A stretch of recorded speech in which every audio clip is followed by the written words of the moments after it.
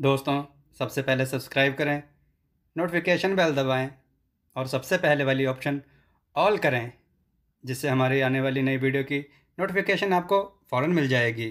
जय श्री राम भक्तों। दोस्तों, हमने जो वीडियो में प्रश्न पूछा था कि सुग्रीव जी की पत्नी का क्या नाम है, तो उसका उत्तर है रुमा। आइए आज की कथा श्रवण करें। आज की कथा है बत्तख भगत। आइए कथा श्रवण करें। उत्तर प्रदेश के वनों में एक बहुत ही बड़ा और मशहूर तालाब था। उस तालाब में हर प्रकार के जीवों के लिए भोजन पर्याप्त मात्रा में था, चाहे वो मछली हो या फिर केकड़े या कछुए आदि। उस तालाब के पास में ही एक बूढ़ा बत्तख भी रहता था। वह बहुत ही आलसी था।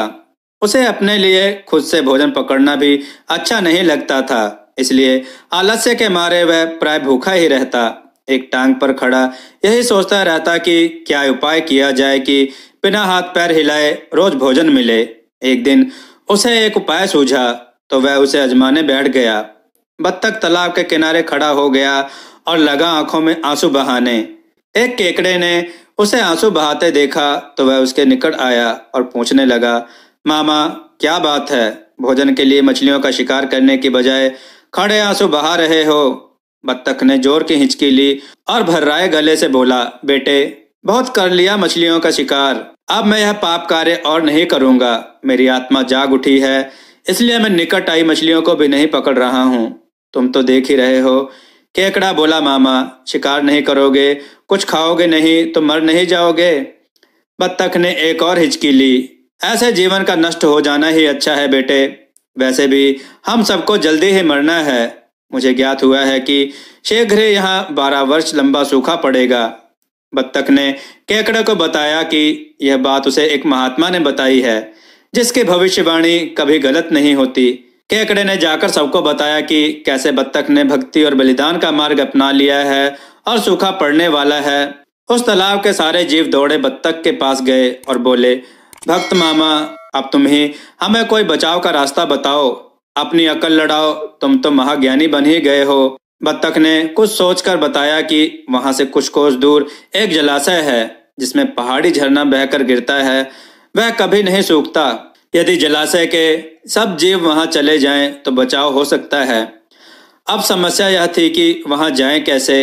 भगत बत्तख ने यह समस्या भी सुलझा दी कि मैं तुम्हें एक एक करके अपनी पीठ पर बिठाकर वहां पहुंचाऊंगा, क्योंकि अब मेरा सारा शेष जीवन दूसरों की सेवा करने में गुजरेगा। सभी जीवों ने गदगद होकर भक्त बत्तख जी की जय जयकार की। अब भक्त बत्तख के 12 न्यारे हो गए। वह रोज एक जीव को अपनी पीठ पर बिठाकर ले जाता और कुछ दूर ले जाकर एक चट्टान के पास जाकर उस पर पटक कर मार डालता और खा जाता। कभी मूड हुआ तो भगत जी 2 फेरे भी लगाते और जीवों को चट कर जाते। तालाब में जानवरों की संख्या घटने लगी। चट्टान के पास मरे जीवों की हड्डियों का ढेर बढ़ने लगा और भगत जी की सेहत बनने लगी। खा खा कर वह खूब मोटे हो गए। मुख पर लाली आ गई और पंख तेज चमकने लगे। उन्हें देखकर दूसरे जीव कहते, देखो दूसरों की सेवा का फल और पुण्य भगत जी के शरीर को लग रहा है। बत्तख भगत मन ही मन खूब हंसता। वह सोचता कि देखो दुनिया में कैसे कैसे मूर्ख जीव भरे पड़े हैं, जो सबका विश्वास कर लेते हैं। ऐसे मूर्खों की दुनिया में थोड़ी चालाकी से काम लिया जाए तो मजे ही मजे हैं। बिना हाथ पैर हिलाए खूब दावत उड़ाई जा सकती है। संसार से मूर्ख प्राणी कम करने का मौका मिलता है। बैठे बिठाए पेट भरने का जुगाड़ हो जाए तो सोचने का बहुत समय मिल जाता है। बहुत दिन यही क्रम चलता रहा। एक दिन केकड़े ने बत्तख से कहा, मामा तुमने इतने सारे जानवर यहाँ से वहां पहुंचा दिए, लेकिन मेरी बारी अभी तक नहीं आई। भगत जी बोले, बेटा आज तेरा ही नंबर लगाते हैं, आजा मेरी पीठ पर बैठ जा। केकड़ा खुश होकर बत्तख की पीठ पर बैठ गया। जब वह चट्टान के निकट पहुंचा तो वहां हड्डियों का पहाड़ देखकर केकड़े का माथा ठनका। वह हकलाया, यह हड्डियों का ढेर कैसा? वह जलाशय कितनी दूर है मामा? भगत बत्तख ठहाका मार के खूब हंसा और बोला, मूर्ख वहां कोई जलाशय नहीं है। मैं एक एक को पीठ पर बिठाकर यहाँ लाकर खा जाता हूँ। आज तू मरेगा। केकड़ा सारी बात समझ गया। वह सिहर उठा, परंतु उसने हिम्मत न हारी और तुरंत अपने मजबूत पंजों को आगे बढ़ाकर उसने बत्तख की गर्दन दबा दी और तब तक दबाकर रखी जब तक उसके प्राण पखेरु न उड़ गए।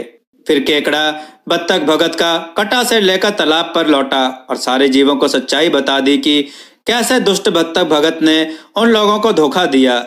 इसलिए दोस्तों, हमें कभी भी आंख मूंद कर किसी पर जल्दी से विश्वास नहीं करना चाहिए। दोस्तों, आपको यह कथा कैसी लगी? अपने विचार और सुझाव कमेंट में जरूर दें। हमारी कथाओं को लाइक करें, हमारे चैनल को सब्सक्राइब करना ना भूलें। हमारी कथाओं को शेयर जरूर करें जिससे लोगों को अच्छा ज्ञान प्राप्त हो। जय श्री राम भक्तों।